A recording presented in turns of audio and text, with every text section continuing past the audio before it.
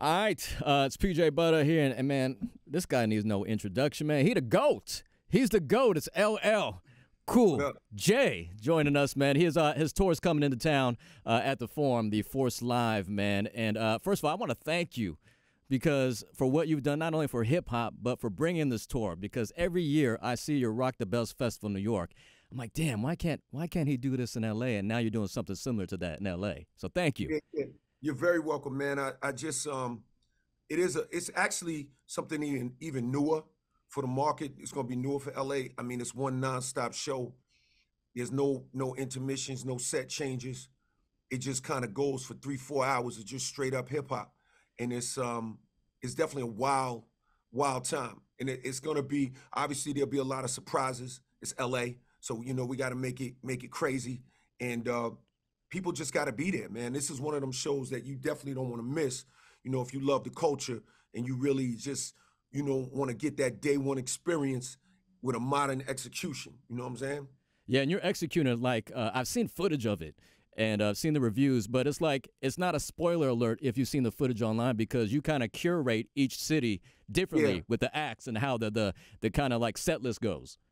Definitely. So every night is different. So, depending on where we're at, depending on who we bring to the bill, depending on what songs I feel like doing that night, me, the Roots, DJ Z Trip, Jazzy Jeff, it all kind of switches in and out.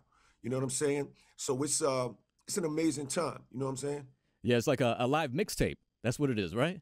There's no question. It's a live mixtape, but it's a mixtape that constantly ebbs and flows and evolves. You know what I'm saying? And it's all about the fans. You know what I'm saying? It's like, for those who like, it's multi-generational. So you'll see people that was there from day one.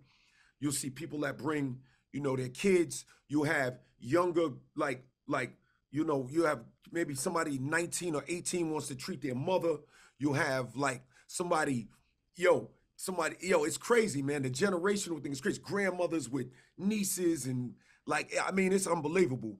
Yeah, Uncle, mama's dad, coming out, telling you knock you out. everybody, no question. Yeah, and I know that I really want to say this too because some of the set lists change, but I've seen some of the songs. You really go deep in some of your cuts. Like I was like, yo, he performed Candy, he performed Bristol Hotel. Like you're really doing some cuts that you normally don't do. Man, we go deep into it because I think it's not just about trying to do radio hits and trying to make it some kind of commercial thing. It's really about making it a pure hip hop experience and letting people. I don't do a lot of shows. I do perform and I do go on tour, but the hip hop community knows it's pretty rare for me to come and actually perform. So if I'm gonna get out there, I like to give people a full experience, not just the surface expected songs that but like digging the crates. So that's why we always switch it up. And with this Force Live tour, because it changed all the time, they never know what they're going to get, whether you're going to be up first or last or somewhere in the middle. So that's why you want to get there early. That's what you want to tell people, right? Get there early. 100%. Get there early. And that's the thing. It's important for you to get there early because remember, there are no set changes. Remember, there is no showing up for a certain act because you don't know when they're going to come on. There's a point in the show where people going after me. So if you're thinking you're gonna be late in CLL, that you might miss me. So you gotta be there. You gotta be there and just go for the full ride. Right, and you might miss your favorite songs. You might miss, your first single, "I Need a Beat," which hip hop celebrating 50.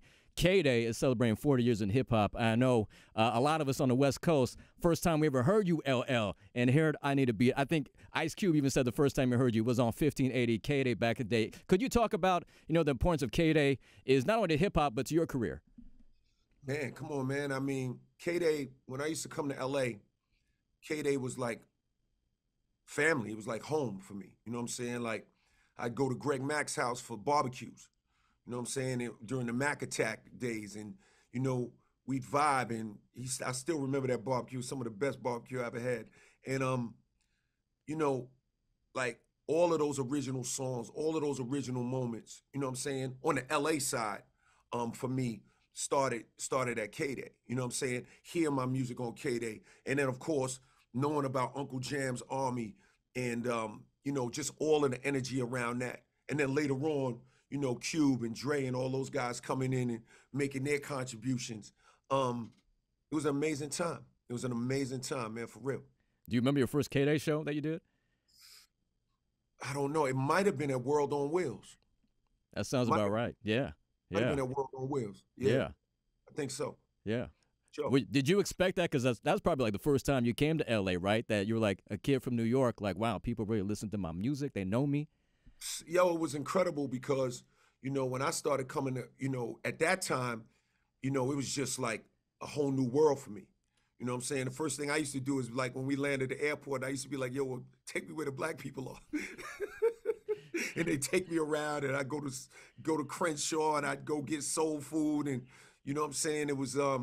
It's incredible, man. I always loved Cali. And then you gotta remember, you know, my second album was all West Coast producers. So I was already, you know, once my second album came around, I was running around in Cali like, you know, Bobcat would take me all over in the hoods, down in his hood and Pooh and them and, you know, Muffler, Dwayne. So, you know, I've always had great experiences and great connections and roots in Cali. It's always been fun for me. I've always loved it. I always wanted to ask you that. What made you go with some West Coast producers for your album? Because at that time, it's kind of unheard of.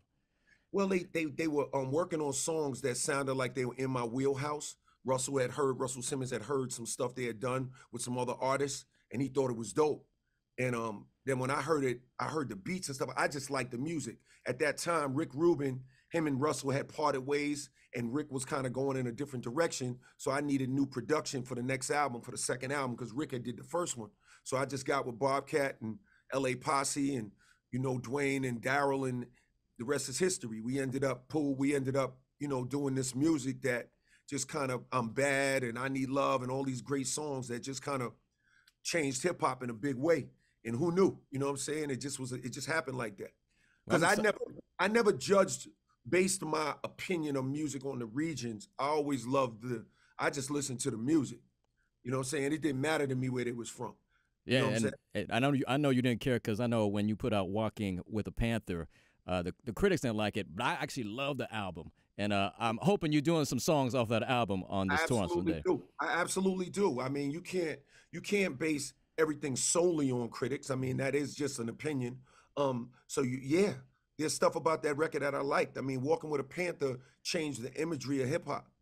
You know, it introduced the luxury and the fabulousness and all of that to hip hop. You know what I'm saying? So that was a beautiful time as well. But that was the third album. That was later. Mm-hmm. And then on that one, I worked some with F.O.R.C.E and then some with Bomb Squad. So that was a whole different type of vibe. For sure. If you do 1-900-LL, that's all I'm asking. If you do that on Sunday. Anything's possible, baby. And you're also working on new music. I know on social media you was kind of frustrated at first, and then Q-Tip got a hold of it, and you was excited. And when you was up here at the station, I got a chance to hear you played it for us. When is that new music coming out? It's coming out this year. It's coming out this year. The album is done. The album is completed. You know what I'm saying? It's just a matter of deciding the date. We're narrowing in on the dates right now, and it's coming. I promise you.